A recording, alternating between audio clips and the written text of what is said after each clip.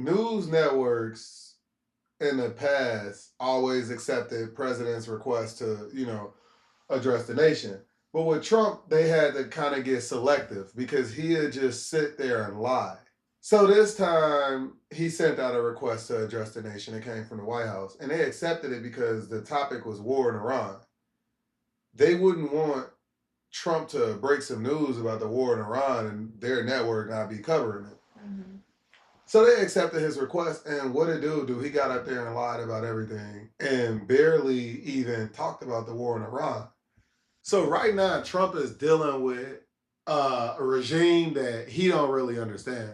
I was telling somebody else this, but a lot of world leaders don't like Trump.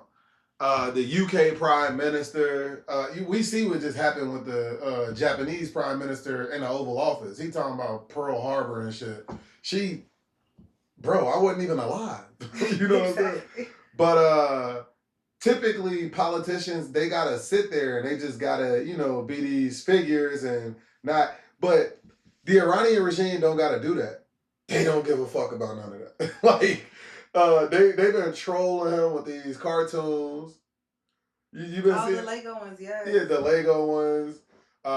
Every time he put out something talking about a ceasefire, they say he was lying. So at 10 o'clock last night, when he decided to do this, everybody initially thought, like, what could this be?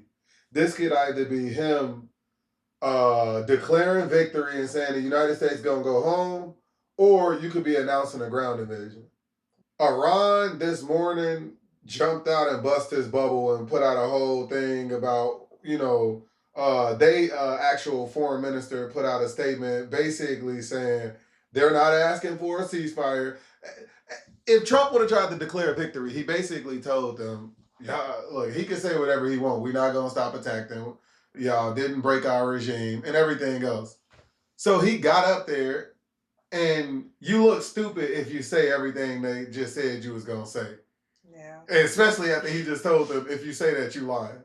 He getting all of this pressure because gas prices is getting high. People pissed about it. He been looking for an off ramp for a very long time. He dealing with a regime that he don't really understand. He outmaneuvered. They not scared of the U.S. invading, and that's the only way we're gonna be able to put a stop to the regime is by putting boots on the ground. And we know that that's happening because they're sending troops there now. So he could say whatever, but the way that they're moving behind the scenes, like we know what they're preparing for. And Iran they're ready. They are prepared. If you look at the posture of the U.S. military, we already know our brother is about to get deployed. But why are they deploying him if this war is coming to an end? And then Trump just said they got to finish the job. So we understand that the posture is setting up for a ground invasion. It's so irritating. Folks get up there lying. Talking about the Iran nuclear deal that Obama signed is the same deal that he's begging Iran to sign today. That nuclear deal was excellent. It had all of these mechanisms in place for the international community to check Iran's nuclear program. It was paid for by sanctions that the U.S. had imposed on Iran. So essentially, the United States was taking Iran's money and paying for this. So it was an excellent setup. It was literally no reason to rip it up besides the fact that Obama got it signed. Because Obama's name was on it. Right. Oh, just like Obamacare. But the only way to end a regime is to put boots on the ground. Trump knows that. He lying about the fact that it's not, but the problem is the Iranian regime would much rather die than to let Trump tell them. And how could you can't.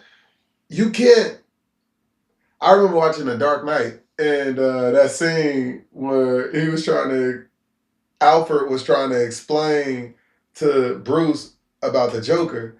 And he was like, some men can't be bought, bullied, or reasoned with. Like Bruce was like, criminals aren't complicated, Alfred. We just got to figure out what he's after. And then when Alfred heard him say that, he was like, perhaps you don't even understand him. He is like, then he told a story about there was a great jewel thief that got away with stealing rubies the size of a ball. And he was like, he got away with $1 million worth of rubies, and everybody was looking for him for years. And he talked about how that guy was, how someday they saw a kid playing with a ruby like the size of a tennis ball. And they was like, where'd you get it from? And he was like, he found it.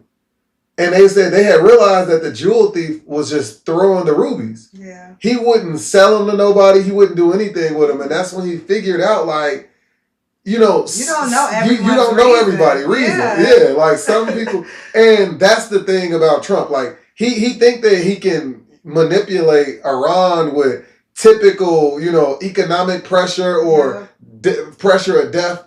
They would rather die than have the United States tell them anything what to do. Trump told them he want to be involved in picking their next leader. They pick somebody more radical than the person that just died. Exactly. You know what I'm saying? You freaking idiot. Like, bought, bullied. Bullied is very important. Bought, bullied, or reasoned with. Yeah. Like, you know what I'm saying? Can't, like, bro, he don't really understand them. And I understand that the American military got a lot of power.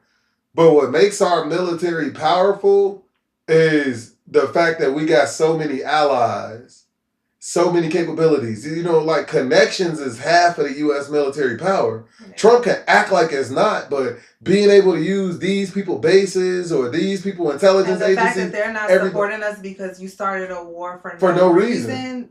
Why would I don't care how cool we is. What we just seen, I feel like Trump was about to say something. He got bust out, so he had to flip everything that he was going to say. And that was just a rambling panic. That's all it was. Yeah. And he looked like shit.